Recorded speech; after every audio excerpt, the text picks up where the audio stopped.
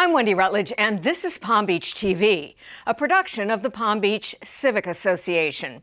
Here's what is coming your way next on this week's Island News. Skyrocketing COVID numbers have local organizations rethinking their reopening. Hear how caution is driving a shift back to more protective measures at town hall, places of worship, businesses. We'll take a look at the COVID impact. Meet the new water consultant for the town of Palm Beach and learn what he's doing to keep your drinking water safe. You may or may not be here during the dog days of summer, but even in your absence, your home is appreciating at an unprecedented rate. We'll show you the red-hot real estate market. And it's staycation time at the Breakers. A look at the thriving summer business at the island's largest resort hotel. These stories and much more coming your way next on Palm Beach TV.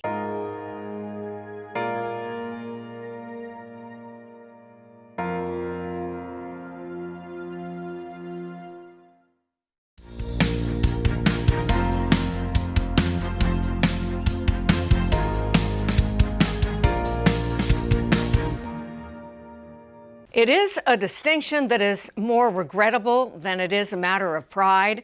Our state is now leading the nation in the number of new COVID cases. Go to the CDC website and plug in Palm Beach County in their COVID tracker, and this is what you see. The community transmission level is high, as in red hot. Then scroll down to the 7-day moving averages, and the numbers tell the story. In the past week, COVID cases have soared higher by almost 50%. The COVID positivity rate is pushing past 19%, where just a couple of months ago, it was hovering at a manageable 5%. And this surge in COVID cases is sending roughly 40% more people to the hospital than just a week ago. So it's one step forward and at least 2 steps back as the island readjusts and rethinks its approach to COVID safety. We do have a very high vaccination rate here on the island, but again, it doesn't stop you from having breakthrough infections. It doesn't stop that 3% from getting very, very sick. Clearly, the pandemic is not over, and the Delta variant adding one more ominous layer of threat. The doctors and CDC know there are breakthrough infections. They know that the vaccinated can have as much virus in their nasopharynx as someone who's not vaccinated, which means that they can pass it on just like someone who's not vaccinated. And look, we have 12-year and younger who can't be vaccinated. I have children who are under the age of 12. Maggie has grandchildren under the age of 12. Julie has nieces and nephews. Lou has grandchildren, so everybody has people in their world who cannot be vaccinated. Nobody likes to wear a mask. I don't like to wear a mask. However, why wouldn't I if I think I can protect my children? So the mask is back for anyone who works in or visits any Palm Beach public building. Erring on the side of safety, we would just require everyone to wear masks. Basically went back to following the old rules, keeping at least 6 feet from each other when possible, washing your hands and, going through all those protocols and wearing the masks. And while the town is operating under Governor DeSantis's emergency order requiring all governmental bodies to have a quorum and meet in person, Council President Maggie Zeidman will recommend that members of decision-making boards like ARCOM not fly in for meetings, just too dangerous. I'm quite concerned about people flying in for council meetings, for ARCOM, for any of the meetings, because there is no distancing on the plane. Meantime, masks will again be required at Saturday services at the Palm Beach Synagogue, and other contingency plans are in the works. Last year, we rented the Venetian Ballroom at the Breakers Hotel because we wanted a large enough space, over 10,000 square feet, so we could do the social distancing necessary for our congregation. Our sanctuary wouldn't be big enough to have social distancing on the high holidays. This year, we had every intention of being right here in the sanctuary because we thought we were over it. Everyone's vaccinated, thank God, everything's good.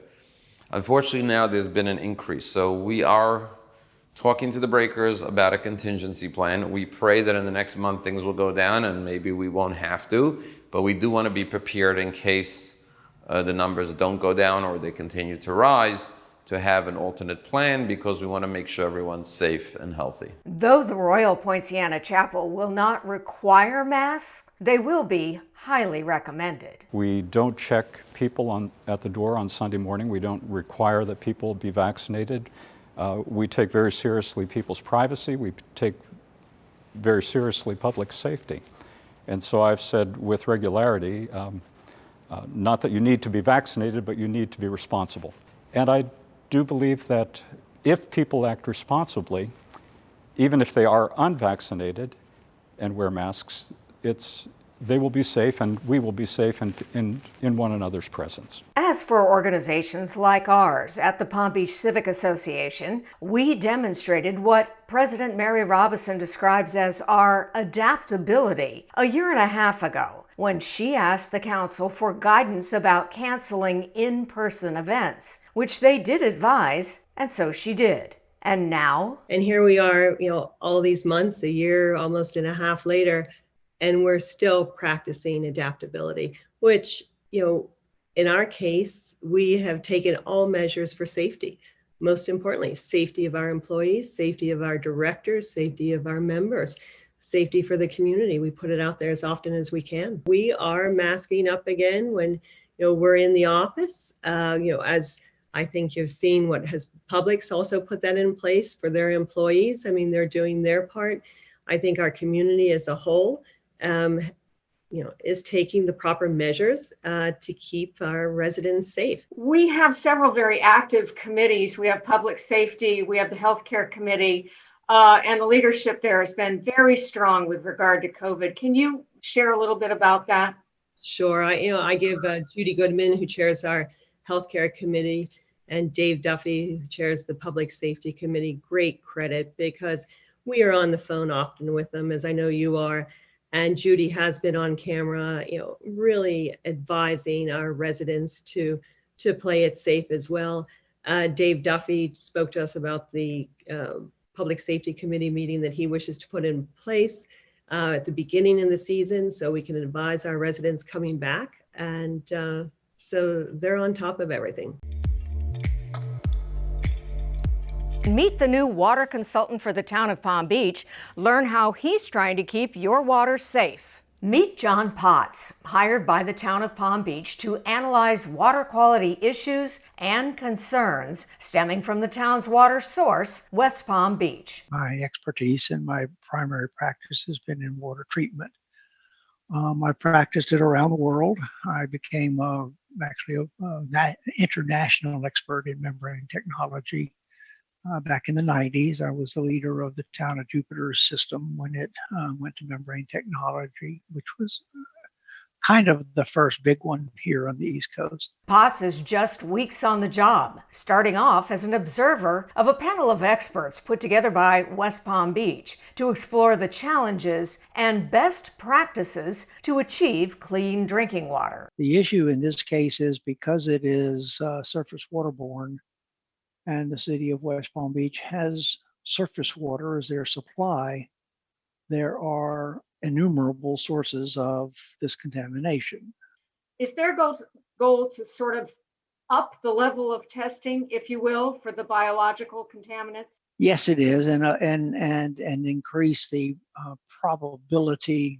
Not probability. Yes, they are doing that. They are honing their accuracy, because this is not something that has been tested for in the past a lot. It just hasn't been present in drinking waters. Already addressed and dismissed by this high-powered committee, the option of superchlorinating contaminated water. That will eliminate the contamination, but it will then also cause exceedance of the allowable limits of the precursors, the cancer, the disinfection byproducts, those things which are suspected of causing cancer. So it will solve one problem, but open up a much bigger one. Do you feel that there's enough expertise around the table to bat around ideas to replace the concept of just adding more chlorine.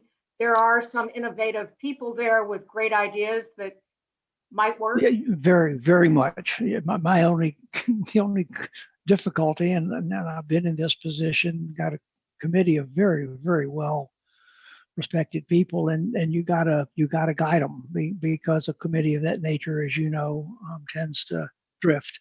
So the talent is there. I have complimented the city very often on their assembly of talent.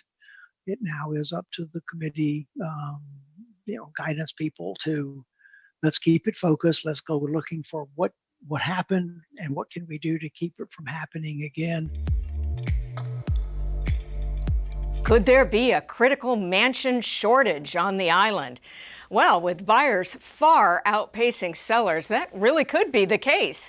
Here's Christina Nicholson with the story. It's on fire. On fire. Palm Beach real estate is so hot, at least 22 homes have sold for $40 million or more since the start of the pandemic in March of 2020. High demand.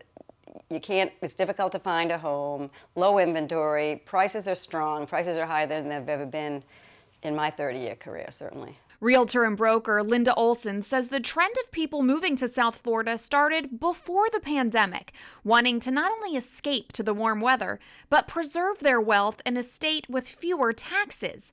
And now we're running out of houses. Most of these houses, including in Palm Beach, sell almost within 24 hours, certainly within 3 weeks, because there's just very little inventory. While it's difficult to find a house to buy on the island right now, it's also just as challenging to find a home to rent as well. There are no rentals. They're very difficult. The person just moved out of this rental. It's a fabulous rental on the Breakers Golf Course. We rent this house out annually. The asking price is $60,000 a month on an annual basis. So how do the rentals fare? They fare very well because so many people are looking to buy a home, but they can't find one. I love it. It's got a Sub-Zero refrigerator. I love a hidden fridge. Linda says the average price per square foot for a home on the island is about $2,000 right now. And if you want one, you better be ready to pounce. Anything that's for sale that's in the under $2 million range, it's usually sold within literally 1 day. 1 day. And with a bidding war, by the way. There were 2 bidding wars yesterday. Bidding wars are very common right now. So will inventory pick up anytime soon? Linda says it's not likely. For Palm Beach TV, I'm Christina Nicholson reporting. She has been a fixture on this island for the past 125 years, and in fact, she is more popular than ever. Here's Christina with how the Breakers is celebrating a milestone birthday with a summer of fun. Good afternoon, welcome to the Breakers. How can I assist? The lobby at the Breakers is filling up with people this summer. In fact, it seems busier now than in summers past. We certainly have been experiencing some pent-up demand. We've had an increase, obviously, in demand for domestic travel throughout the United States, but especially here in South Florida. With a private beach, 4 oceanfront pools, 10 restaurants, and countless amenities, it's hard to say no to a vacation or staycation at this iconic place. A couple of complimentary daily benefits to celebrate this summer include a breakfast buffet for all guests and meals for kids ages 12 and under.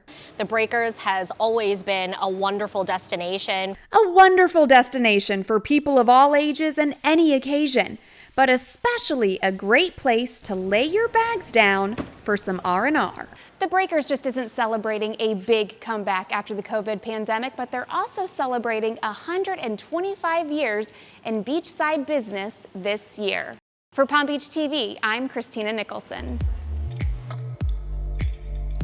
We are in the middle of hurricane season, and typically you see a spike in the month of August in terms of hurricane activity. So here's what you need to know about evacuation plans and re-entry to the island.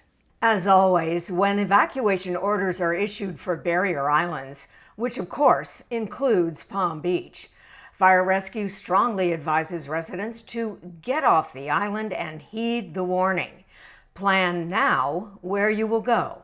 And once again, when the island opens back up and you can safely return, here's what you need to remember. Realize that when you leave the island for evacuation, coming back on the island is a phased process, right? We have 5 different phases. The first 2 phases are made to make the island safe for emergency workers to clear the damage, to assess the damage, and we just can't let other people in here. So know that when we evacuate, it will take you a little bit of time to come back. The most important part that we're asking people is to go to the Town of Palm Beach website, get the application for the entry passes, right? You'll be put on a pre-registered list. So when you come to the checkpoints that are set up by the police department, they'll be able to see if you're on that list. That is it for Palm Beach TV. Thank you so much for watching. If you enjoyed our newscast, please send the link below to a friend, or you can follow us on social media. And we will see you next time on Palm Beach TV, a production of the Palm Beach Civic Association, where membership matters.